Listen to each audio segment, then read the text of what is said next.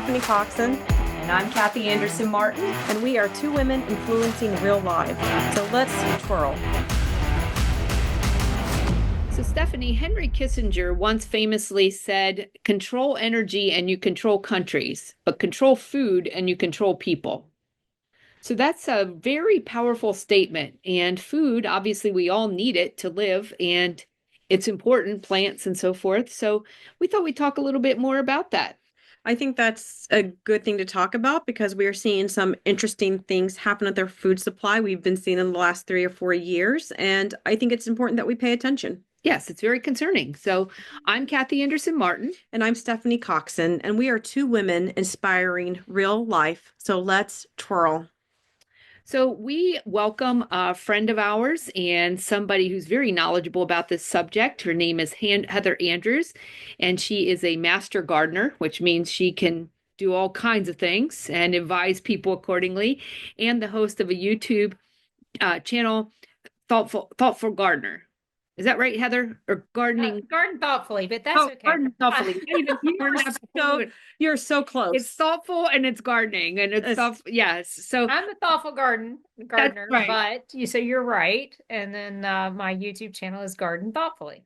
we even practiced that before we went on the air. So thank you and welcome, Heather, for just sharing with us today, because we had talked last week about Bobby Kennedy and the Make America Healthy, and we talked about vaccines and medications and all in the medical system and so forth. And we got into food a little bit and what we eat. But what are you seeing, or maybe what concerns you, Heather, with our food supply and trends that you're seeing right now?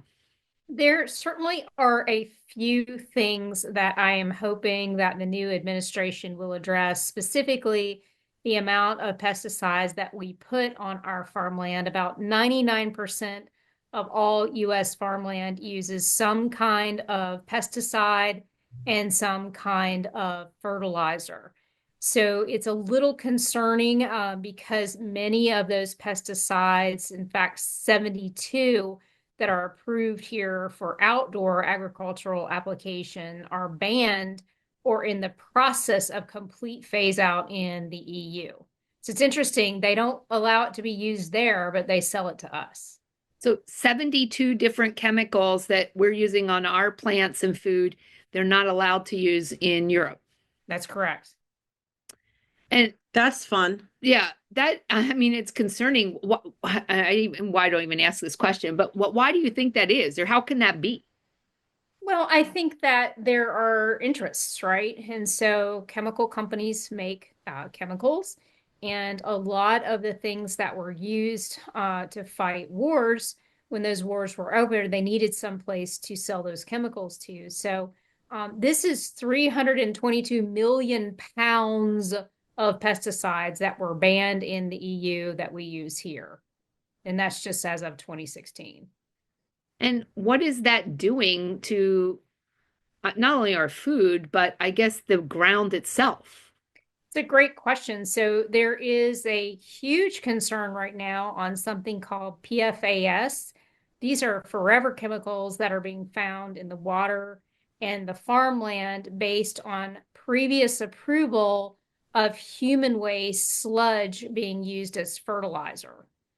So the only state in the United States that bans that sludge from being actually placed on land is the state of Maine. So in every other state, they can still use the human sludge, and it doesn't, did you say never goes away? Or it's correct, yeah. They call them forever chemicals for a reason, is because it's very, very difficult to get rid of them in your soil and water once they are there. And your body. And people will call them PFAS. I think it's probably important for people to know that PFAS, when you hear someone say PFAS, that's what they're referring to. Right.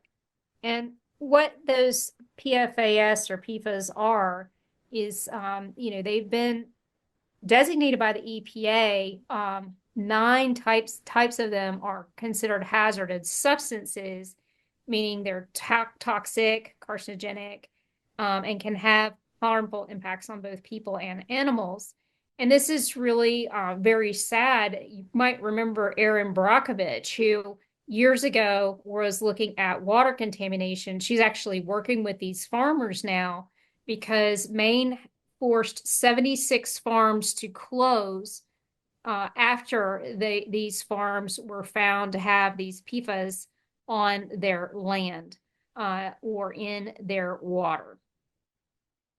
Well, and so this then it goes into our food? I mean, I guess if you then plant things where you've put this human waste sludge, correct? Yes. Then that goes into our food. Correct. And a lot of these farms were organic farms, but then they had their soil tested or their water tested or their animals tested who may have had hay or other food stock come from another farm. And they were forced to, stop farming. Either they had to kill their animals or they had to completely give up their farms. And many of these farms have been in families for many generations. So it's extremely concerning that we're seeing a lot of our farmland be shut down because it's so toxic. And it's also concerning that 49 other states still allow this sludge to be applied to our land. PFAS can also come from other things too, like firefighting foam. So farms that were near, for example, military bases where they practiced fires, it's getting in the groundwater, and those farms are also having to be closed. With those, I guess I'm curious if Maine has outlawed them, why are these farms, why do these supposed organic farms have them? I don't think they realized that they were dangerous, right? So they actually promoted in the 1980s as a way to recycle these, a way to recycle human waste, essentially. During the treatment process, the solids are separated from liquids, and the resulting biosolids were then sold as fertilizer. But the problem is they were not tested for these PFAS. And so I think it's just now coming to light that this treatment that was supposed to be a way to recycle this sludge is now very dangerous. And it's one of the first questions I've been asking when I've been looking at farmland is, was this ever treated with sludge? And I got a call from a realtor one day, and that was the first thing out of their mouth is, oh yeah, they put down these bio wastes last year. And I'm like, absolutely, I don't want to see that farm. So I think that's the other thing is, our prime farmland here in Pennsylvania is also being treated with this sludge. And so we need to look to Maine to get it banned because I feel confident that it's not being tested for PFAS. Can I ask a question? Is it the human waste that's the problem or stuff they're adding to the waste? It's the chemicals that are in our waste. So things like pharmaceuticals, other chemicals that we're consuming that are unfortunately there. So our bodies aren't healthy, and then the things that we expel aren't healthy, and that hurts the land, and it's a whole vicious cycle. It is. It's the circle of life. Yes, but not life as it was intended. Not life as it is intended. It's the circle of we're going to kill you. Yes. That sounds pretty awful. It sounds really awful, especially if you're trying to do the right thing and you're trying to eat organic and then come to find out that the organic food, sadly, unbeknownst to the farmer, is contaminated.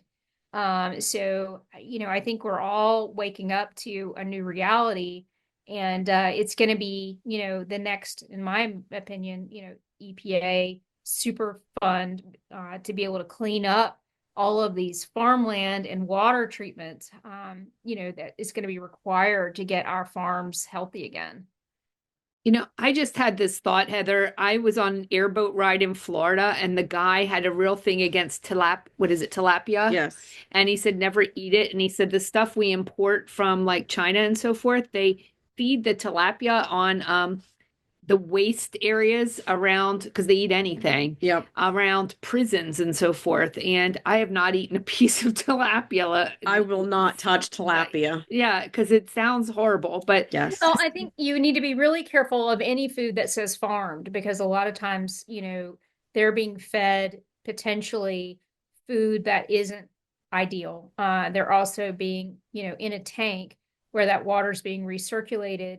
as well as they're being fed chemicals and being given antibiotics and other pharmaceuticals. So, I always look for wild caught. It is way more expensive. I'm just going to put that out there. But, know what you're eating and know the source of your fish. And wild caught is always going to be, probably a better choice than farmed anything. So what do we do with our, and I'm sorry, I got us on a little path there with the fish because it was just in my head.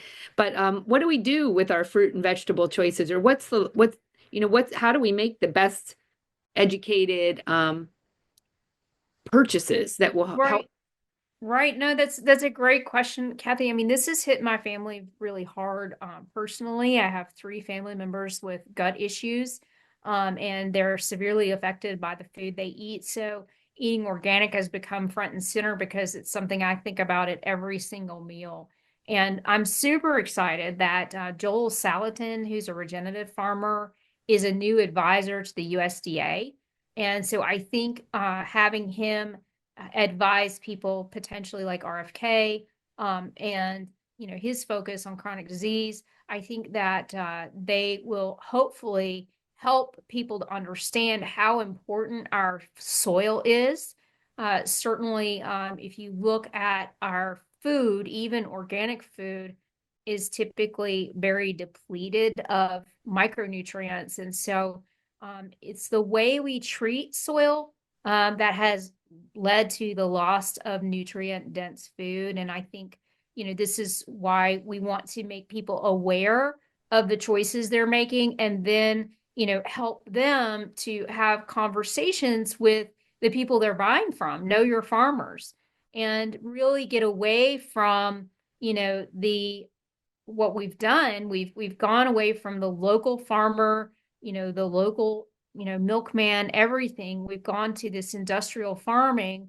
And what that's resulted in is food that is just really lacking nutrients. About 90% of Americans lack one or more key nutrients. Wow. So eating organic, Stephanie, I know you'd support that. 100%. But I also want to add to what Heather is saying in that one of the reasons we have such issues with our plants is because our soil is unhealthy. When you have a healthy soil, you get a healthy plant. You get less bugs, you get less other things. So we've really created a vicious cycle of disease, not only within the human body, but within the earth as well. And I think we can look at everything from that perspective of what's the root of what we need to do to be healthy. Uh, and I mean, I have a garden and I've been doing more of that. And I started a compost bin. So I throw all my vegetable scraps and leaves and stuff in there. Could you start some spinach for me? I have spinach, I thank you very much. I have spinach in window boxes in my living room. I know, I'm asking you to start some for me. I'm not starting it for you, but anyway. I'm not even a good but friend. so Heather can help you with that because she's helped me. But you have to do the work, Stephanie. You have to do the work. Just saying supportive friend and Anywho, so I do this compost thing because I feel good that I'm not putting chemicals. I used to spray everything with Miracle Grow and Roundup and all that stuff, which because of you, Heather, I do not. But am I doing the best I can? I mean, I have this big homemade composter. I love throwing my coffee grounds in there. I love throwing my leaves and my vegetable scraps. Is that okay? Because I don't know where all that stuff comes from. I mean, I have some regular grocery store stuff that I buy this time of year. Could I be creating an issue with that? That's a great question. I mean, I think that, but it's possible, Kathy, but I think the idea of composting is something we need to get back to. It used to be that, your grandparents had a little farm outside and they would take their, scraps and throw them out to the chickens, right? And the chickens would create chicken poop and chicken poop would go on the garden. I mean, I think that, we've gotten away from that. We send food scraps, to the landfills, and it's crazy. We're getting rid of potentially great soil. So I don't know that an appeal of a vegetable is going to be the detriment of your compost pile. Maybe in a great quantity perhaps. But I think what you're doing is really great because you're using that then to feed your soil, and that is actually energizing your soil with those micronutrients that are so important, making the food that you grow a lot more nutrient And dense. when you use the term regenerative farming. Is that what you mean by that when we use that term? That's one of the things is certainly about, feeding the soil with the good stuff. And the good stuff is also from animals, right? And so there's been such a war on our animals lately. Specifically, we're looking at giving, pills to cows so that we reduce the amount of cow flatulation. When in reality, those cows walking around on those farms eating that grass, kicking up the soil and then depositing their dung on it is actually part of that regeneration that's so important to the soil. And we've demonized that whole carbon process when in actuality it's super duper important. And I think also too, it's important too to think about, the scare tactics that are being used on our meat supply, on our egg supply.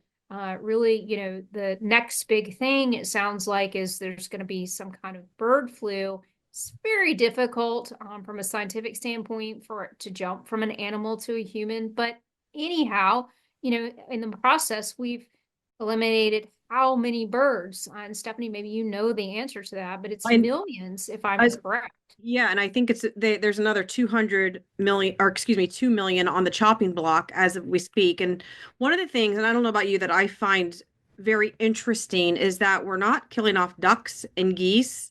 We're not killing off turkeys.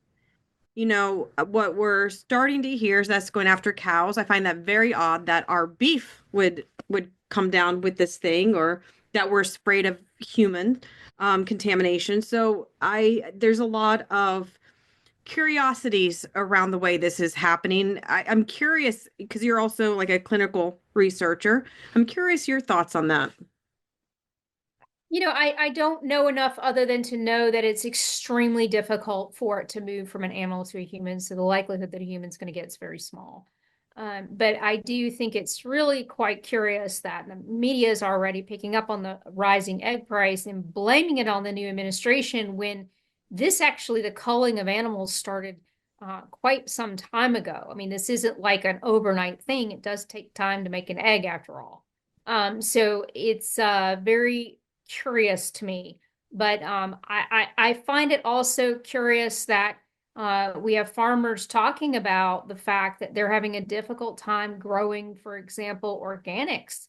And I don't understand why that would be, except that I am seeing patents for weather modification.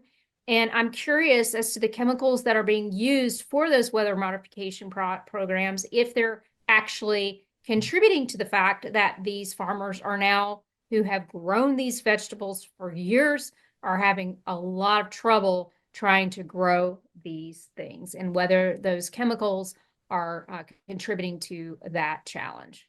When you say weather modification, do you mean things they call like cloud seeding, like making it rain or storm and man manipulating the weather? That's correct. So, interestingly, Tennessee last year banned that practice, and the next day, the seeding program stopped. I'm curious if their farmers have seen an impact since that has stopped. So, I'd like to look at the legislation that was used in Maine for the PFAS and the legislation that was used in Tennessee for the weather modification, because as you know, here in Pennsylvania, we're a huge ag state.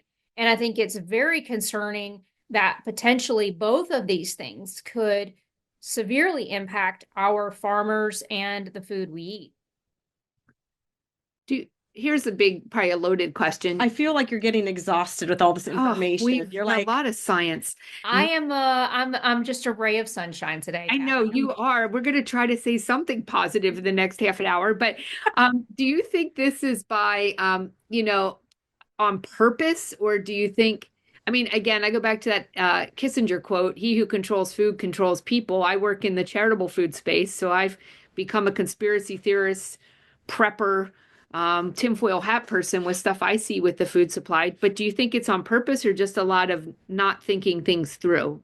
or a combination? It's probably a combination, Kathy. I mean, I hate to be a conspiracy theorist, except that my crown is pretty heavy with all the stones that I've collected over the last 5 years. But I think there are no coincidences, right? Um, so there may not be conspiracies, but there are no coincidences. And I just feel like there seems to be a lot of what I would say weather modification, and I see it sadly a lot now because I'm paying attention to it.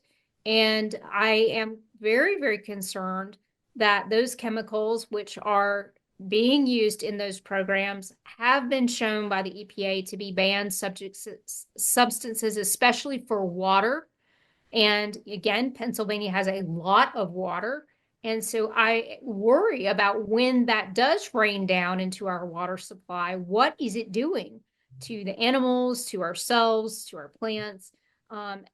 Definitely, I didn't put two and two together last summer, but, was hearing from other thoughtful gardeners how much trouble they were having in some cases growing certain types of plants. And I was seeing that in my own garden. Now, for the record, we had 6 weeks of drought last year. So some things like peppers did really well, and other things that like water a lot struggled. So is it that, or is it that there were chemicals that were getting onto some of the plants that really hindered their growth? I don't know. And people who have the ability to test for it, we need you. We need you to tell us what's going on. How do people do that? How do they test? How do they test for what's in their soil?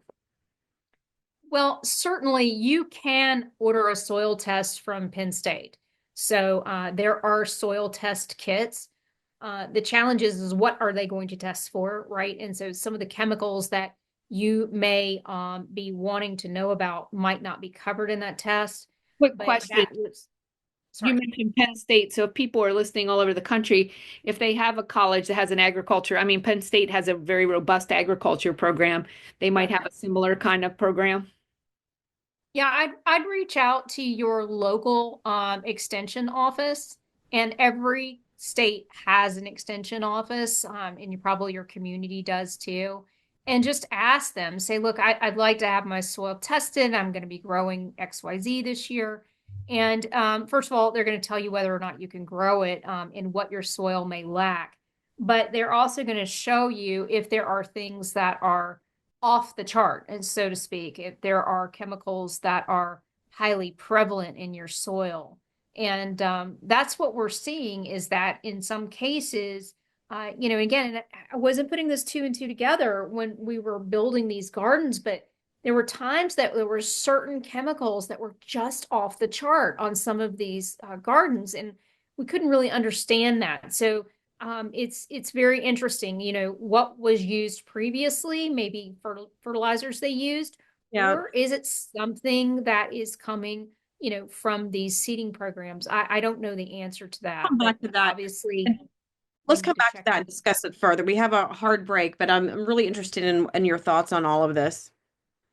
All of our shows go to podcast typically a day or two after the broadcast is heard on talk radio. You can hear them on Spotify, Stitcher, Pandora, and iHeart Podcasts, and many more. Be sure to subscribe and rate the show. Be sure to make AmericaOutloud.news your daily stop for all the latest news and happenings.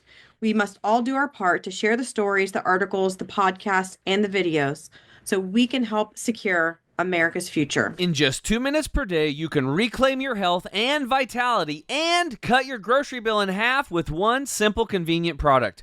Our doctor-formulated Green 85 juice formula's powerful dose of ultra-concentrated essential nutrients stops hunger in its tracks and supplies your cells with what's missing in the grocery store food.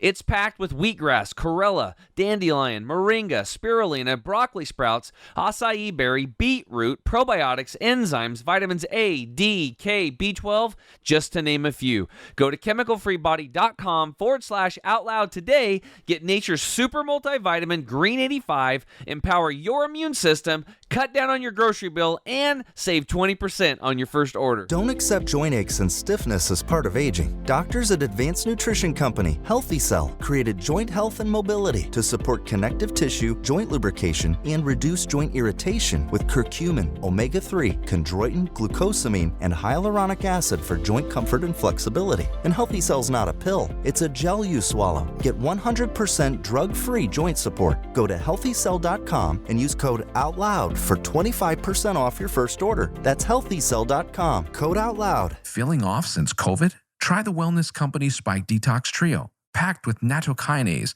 bromelain, and turmeric to help boost your immune system and fight off harmful spike proteins. Bounce back with energy and clarity. Go to twc.health/OUTLOUD and use promo code OUTLOUD for 20% off your first order. Oral hygiene hasn't changed in 50 years, but our diet and the way we eat has, creating an environment in your mouth for bacteria to wreak havoc on your teeth and gums.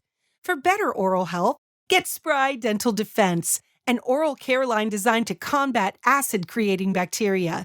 The toothpaste, mouthwash, mints, and gum all contain xylitol, a natural ingredient shown to dramatically improve oral health. Spry can be found online and at all fine natural retailers. Hi, I'm Dr. James Bragman, board-certified DO in internal and geriatric medicine. Whether you're flying on a cruise, driving, or exploring, use Cofix RX Nasal Cleanse daily to help protect yourself from viruses, bacteria, and allergens. Cofix RX is easy to use, safe, and effective, and fits perfectly in your pocket or purse.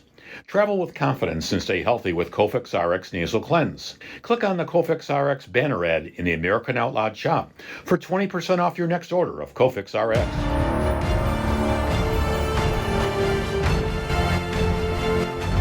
Many voices, one freedom, united in the First Amendment. Our goal is to herald the voice of genuine liberty at AmericaOutloud.news. A place where you'll find the naked truth expressed with a patriotic heart.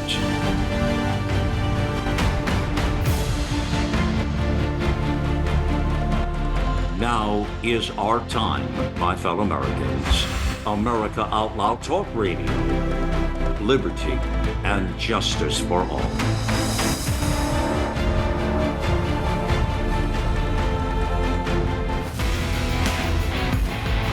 So now that you depressed us all, Heather, what are you hope? I can see this going one of two ways. I mean, we need to eat, we need to grow things, and that's just a fact of life. So what are you hopeful about with this new administration versus maybe what the alternative might be? Well, I think I am appreciative of having very intelligent, very educated, on the ground people like Joel, who understand some of the challenges that we face and can have been successful in doing non-traditional farming techniques such as regenerative farming, which isn't just about inputs, but it's also about how you treat the soil. So no-till or low-till is one of the things that Joel really promotes, is that, treating the soil as it is a organism and not just chopping it up by traditional tilling methods, which really destroys the soil structure and the microorganisms, which then requires that you put inputs into the soil. So I think that having people like him have intelligent conversations with how we're doing things and how we could do them better or different may result in more nutritious food. So I think that's a very, very smart thing. And if we don't pay attention to these things? Well, I think the consensus is we have about 30 harvests left, which is a little concerning because we lose a lot of topsoil every year to traditional farming methods. Wait, back that up for a second. Did you just say 30 harvests? Does that mean what 30 years? Like 30 years and we don't have any food? My gosh, get the wine out. I need a mocktail. I don't even care if it's organic. No. Yet the challenge is, and I'm sure you've seen it here locally, I see it in the spring, is a lot of the farms don't use cover crops in the winter. So a lot of the topsoil gets washed away. And then our industrial farming techniques of tilling the soil, well, a lot of that topsoil actually blows away. And so we lose about 6 inches of topsoil a year. And there's a very serious concern that that continues to happen, that we will eventually run out of the ability to actually harvest from it, because you'll have no topsoil left eventually. Is this like an Al Gore concern where by this year, like we should have like lost Like a Florida climate and change thing? California, or is this like real? Because every time I hear these sorts of alarming statistics, none of them have turned out to be true. So just Well, obviously, I think that what you do, Steph, when you know better, you do better, right? So I think that if you treat the soil differently and you educate people that, look, if you don't till the soil, you're going to have less weeds. I mean, one of our close friends whose husband is a farmer, fought me on that the first year. And then the next year we did it my way. And his wife, our friend, was just blown away by the fact that she wasn't doing any more weeding, because that's one of the advantages of no-till, is you're not pulling up the weed seeds that are under in the seed bank in the soil. So the weeding is very minimal using that technique. So it's, again, though, you get a lot of like really puzzled looks when you talk to people about doing things differently, because they've always done it the same way. And it's not to say that their way is wrong, but if you could do it a better way, why wouldn't you? And you encourage, I'm this is a dumb question because I know the answer, but you encourage people to plant what they can and grow some of their own food as much as they can in their space that they have. I think that, growing your own food is so rewarding. And I start thousands of seeds using something called winter sowing, which is basically sowing seeds outside in little containers, because the seeds will come up when it's appropriate. I did some sowing already indoors as well for my warm season things like eggplants and tomatoes. And you grow, Kathy, and you know how rewarding it is to see those tiny little seeds, start to pop up and start to grow something. And so it's extremely rewarding from just a satisfaction standpoint, taking care of something. But I also think it's you're growing right now spinach on your windowsill.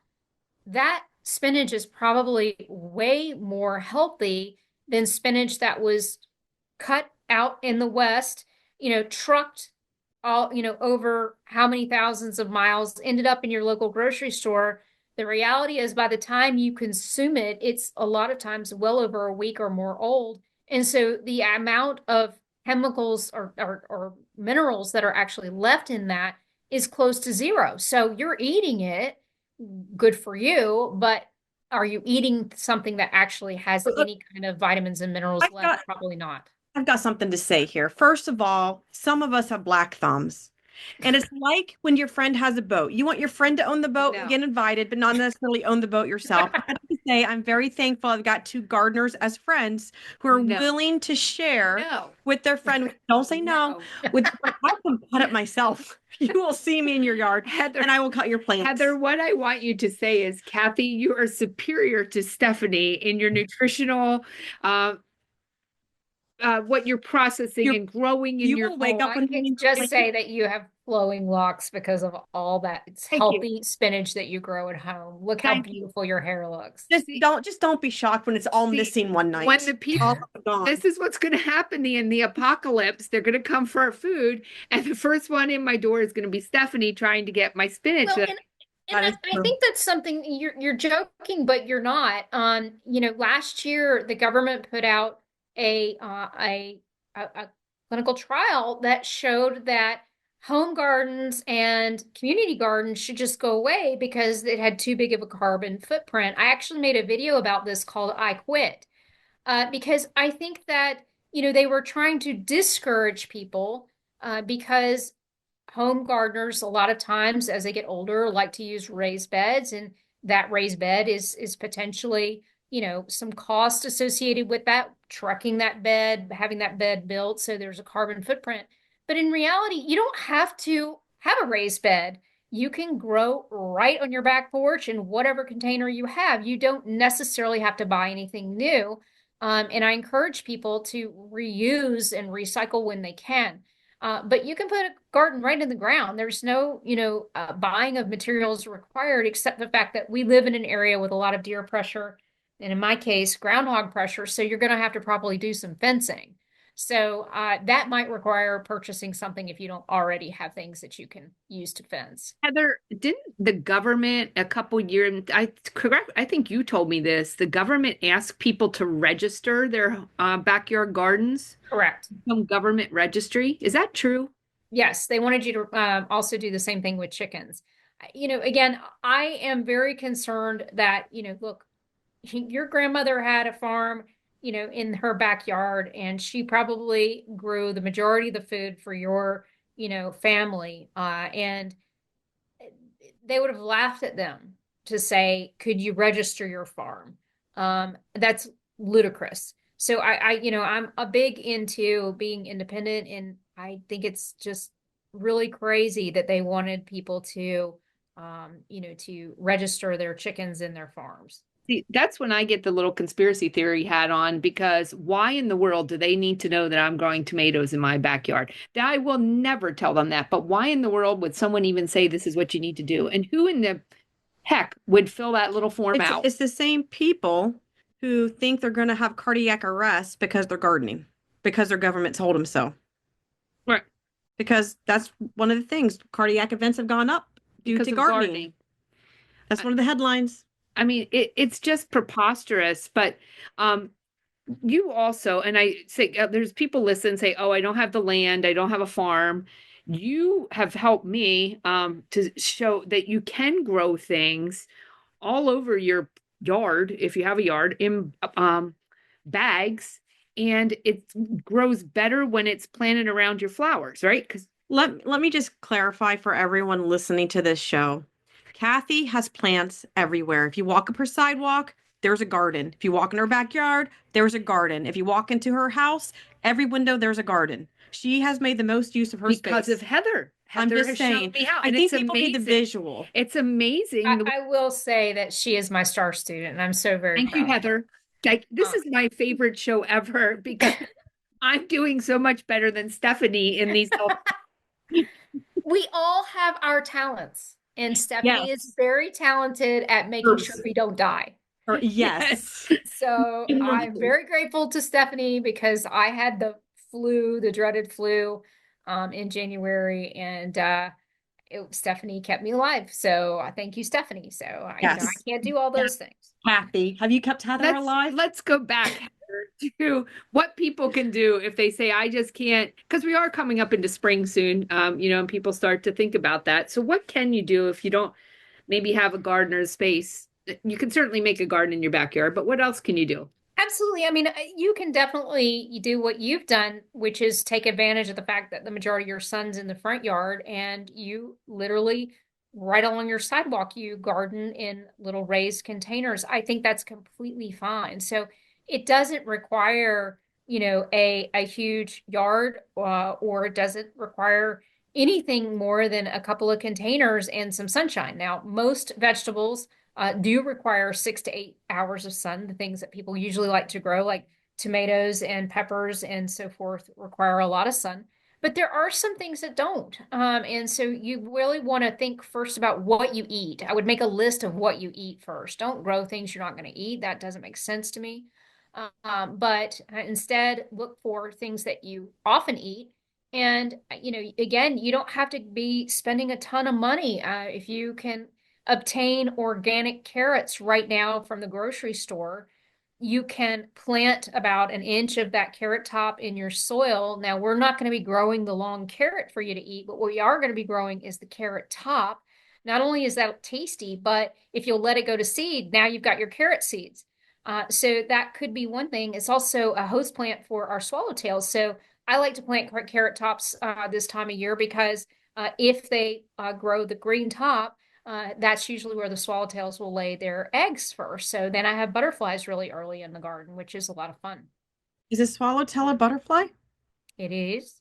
Okay. And they are pollinators, correct, Heather? Because you want pollinators, and that's why planting the vegetables around the flowers. I always had the flowers are out front, the gardens in the back, the vegetables. But you said no, plant the vegetables around the flowers because you get the pollinators, which you get more yield, right? That's right. About 30% more according to the data. And again, this is one of the things that, if we use science in the garden, and we talk about this on Garden Thoughtfully, is that they are using these little flower strips instead of beehives. So what that does is they have found that when they use flower strips, it pulls in more of the native bees, and the native bees do a lot of the heavy lifting when it comes to pollination of our fruits and vegetables. And you both Rutgers University and University of Clemson have done this and shown that they get about 30% more vegetable yield and fruit yield when they use that technique.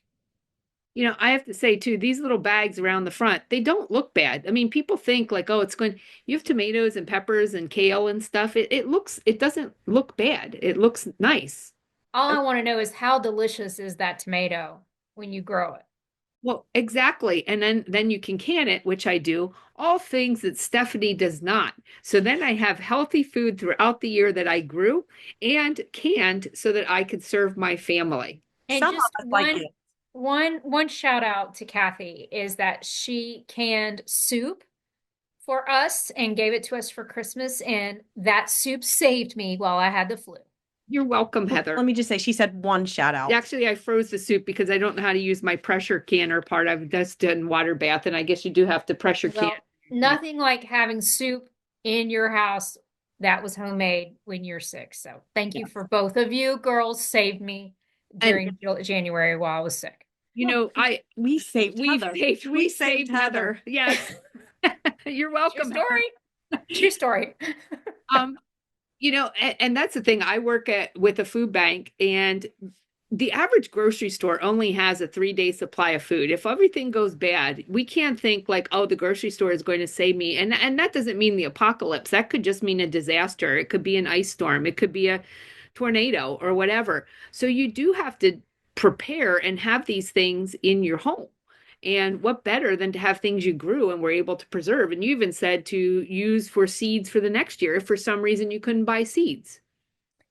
Yeah, I think it's a very good idea to think about these things. During pandemic, the seed companies had their best years ever, but there were many, many times that you couldn't get seeds because you had governors who weren't allowing you to buy them, or they were just sold out. And so that was one of the things I did in my pandemic. That was one of my little protests is I asked people what they needed, and I sent about 30 packages of seeds all over the country to people so they could continue to grow food. I think that it's smart to seed save. I save thousands of seeds from both my own organic produce as well as organic produce I buy because, again, we don't know, right? And if these chemicals like the silver iodide or potassium iodide that they're using in this cloud seeding is found to have issues for farmers, which they are concerned both for their animals and their plants. We may need to pull these seed stores out, and hopefully we can have additional food that we could grow in the case that this continues and we continue to have issues with contaminated soil. When you say the cloud seeding, I wanted to ask this, and then you brought it up again. They're putting chemicals in to make it rain? That's correct. So essentially, what's been approved is either silver iodide, potassium iodide, or dry ice to enhance precipitation. But the little secret is there has to be, some moisture in the air. And the studies suggest it's only increasing the rain by about 10 to 30%. And so it's very ineffective in a drought, which is probably why they didn't do it recently during the California fires, because it was a drought. So it's really, we're skeptical that it's a long-term solution for water management. But we're also skeptical because both those chemicals are known to be toxic and are regulated as hazardous substances by the Clean Water Act. So I think that while we're pausing some of our spending right now in the government so we can get a handle on where the money's going, I think some of these programs also need to be paused so we can know that they're safe, because we don't understand the long-term effect on what these chemicals might do for our aquatic life, as well as for things that are, eating those plants. So when people will say, some of people we know, they'll say, oh, everything you said, they won't credit, but they'll say, oh, no, this is just climate change. The problem is climate change. They blame everything on climate change, as opposed to, a lot of what you're saying is the things we're doing ourselves, and these chemicals and so forth versus climate change. Or is it the same thing? So it's interesting. You really have to dig in the research, but there are a lot of really smart people who have. And while the climate is always changing, okay, it'll be different tomorrow than it was today, I certainly believe that I just say some of the things that are being done are to justify the beliefs. Does that make sense? So, yes. So a lot of the fires that we've had have been shown to be human caused, not weather caused. So, that's very concerning, and there should be severe punishments for that. But certainly there are concerns too that some of these storms have been turned into superstorms by seeding them. And so we're seeing things we've never seen before, like hurricanes in North Carolina that decimate, thousands of homes. I just don't necessarily believe that these things are happening by accident. And I have questions. And I think where I'm concerned is, why do other people not have questions? It's okay to ask questions, but when you start asking questions, you'll see how quickly the conversations get shut down because they don't want you to discuss them. Yeah, I always say it's probably a pretty bad sign when they don't want discussion to happen, because scientifically that's discourse is the major foundation of science and growth. So when you eliminate the discourse, you have huge concerns about what the actual um outcome could be, or what they want it to be, or however you want to define that. And I think climate change, I always smile with what you said, Heather. It's an ingenious thing that they've created, climate change, because the climate is always changing. So they win either way, too hot, too cold, rainy, too rainy, that's just going to be happening. That's what happens every day. And, so it's like a win-win. It used to be global warming, then it changed to just climate change. Well, I'm a huge believer in the Socratean method, and Socrates is known for paradoxical statements such as, I know that I know nothing, which reflected his own method of questioning and his belief in the importance of recognizing one's own ignorance. I always like it when somebody comes up with a better idea or a better explanation, and then I add to my understanding, and maybe it changes the way that I think. But the reality is that it's become so hysterical, and it's become such a money suck for countries like ours, where we're paying in to things that there's no measurable outcome. How do you measure success in climate change? Tell me. There's not an end, right? There's not a winner. There's not once we've achieved this, we can stop. And that's my fear, is that this is the new way to control people, is to say, well, you have a carbon footprint, so you can't leave your 15-minute city. You can't spend any more money this month on meat. It's very, very concerning. And, you really need to look into what's happening in other places around the world, like China, with CBDCs, and understand that there's a bigger storm brewing here. And you need to do your own, don't listen to us. Go out and do your own, research and find out what's happening and why some of the brightest minds are very, very concerned about how these things are moving forward. Well, you have shared a lot of stuff. Everything from don't eat tilapia. I can never say that right. Tilapia? I always With tilapia or tilapia, whatever you said. Don't eat that either. grow your own spinach and lock your doors so Stephanie doesn't come in and get it. And I still have your sidewalk. yes, and just be conscious of these things and find out more. And as you say, Heather, find out what you're eating, make inquiries. You said if you're looking to buy a farm, you're asking what's the soil been treated with before you're going to make a purchase of that land. What can you give everyone your Instagram handle or however you kind of put your stuff out there? Can you let people know how to find you? So I'm Garden Thoughtfully on Instagram and YouTube, and I'm the Thoughtful Gardener on Facebook. We do put up science-based presentations on YouTube often. So love to continue this conversation there, where we are talking about things you can do in your garden based on science to get better yield. Thank you so much. Yeah, this was awesome. This is great information. It's very practical information because we all have to eat. I mean, you don't say. Yes, I mean, we all have to eat and we all want to live past 30 harvest cycles. Correct. That's a little scary. It is, but I mean, what she says makes sense. And it just goes back to that, I'm a person of faith, as are you. Yes. God, as she talks about regenerative farming, it's the way God intended it. And, when we start messing with it, we being mankind, with chemicals, and we're going to change the clouds and we're going to do this or that, we mess things up. I visited a wolf sanctuary once, and they talked about when they took the wolves out of the areas in the Midwest years ago, because they were predators.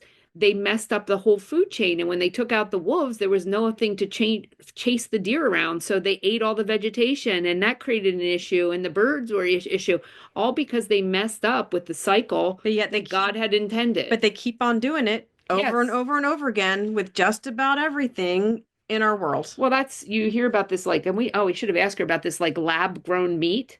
I mean, the thought of that just repulses me. I can't do that. Just some of this stuff. And there again, that we're putting human waste. There again, it starts with a good idea. We're going to... Wait. Is human waste a good idea? Well, it's there. But I mean, it starts with a good idea with we're going to recycle this and get use out of it. But then they start adding chemicals and all these things. And it turns out what we thought maybe this is a good idea was not.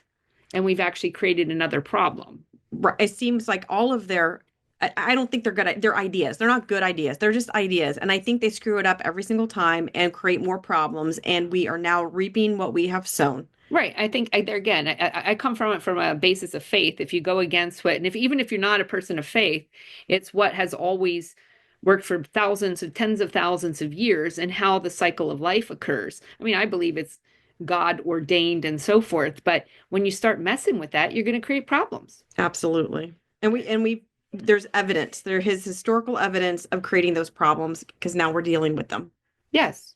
And half of America is against fixing them, which I just find completely odd. But here we are. Right. And it all goes together. Last week we talked about RFK and about chemicals and pharmaceuticals and what we eat and processed food and so forth. But this goes back to exactly, the way it's even grown, and choosing those organic farmers, supporting your local farmers. She said, make sure you know your local farmer versus just relying on the, big box stores for the items and produce and meat that you get. Know the person who raised it and harvested it. Yes. And there's farmers markets everywhere. I mean, they're everywhere. I've not been to a city where there's not been a farmer's market. But you have to support them. You have to support them and ask questions. There's going to be both more traditional and more biodynamic type of people there in the way they do their farming practices. Ask them questions. Usually they're very happy to share with you how they're doing their farming. And when you choose something that is more in line with the way it should be done, it encourages those other farmers to shift their gear as well, when they know that there's going to be a market behind right. They it. have to know they can make a living on doing this. So you have to support those folks. And I subscribe to an organic CSA. CSA means community supported agriculture. Yes. So for 30 weeks of the year, I get a box of whatever they grew that week. And I plan my meals around it, that and what I grow in my garden. And what I can, Stephanie, what I can I and freeze know. This and put whole into soup and so forth. show has been about what you can grow. This has felt so good to me because I'm superior to you in something. I hope in this Heather's show. able to come in and do some assessments, because I would like to have a gardening assessment done, and I'm going to outgarden you within the next 3 years. I'm way ahead of you because I have all of the things that she talked about because someone like her told me what to do. Yes, but I'm a fast So, learner. Oh, well, I'm we'll gonna- see. Yeah, we We'll will see. But We will see. 3 years from But now, you we're going to said see. something important. Well, My garden's going to be prolific. Oh, But go ahead. anyhow, I said I like to grow vegetables and so forth. You mentioned something else we didn't even talk about, herbs.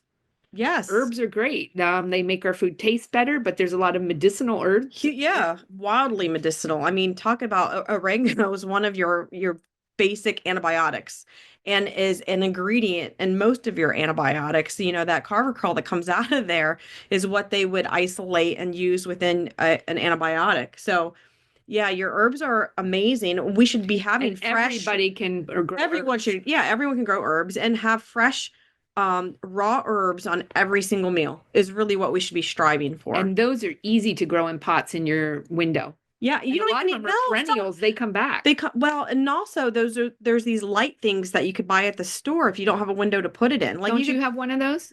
no, I thought you No, had one of those. I don't, but I should get Okay. one. So what it just goes. You have to take these matters in on your own hands. You Yes. cannot. Don't rely on the government. You cannot rely I on the feel government. that's something we talk about every Yes. like the government You does also not provide can't you a rely value. on the grocery store to feed you. You have to take some of these matters into your own hands to the degree you're able to do it. I completely agree. There's got to be something, because honestly, you're right. If there's an emergency, you can't get to the grocery store.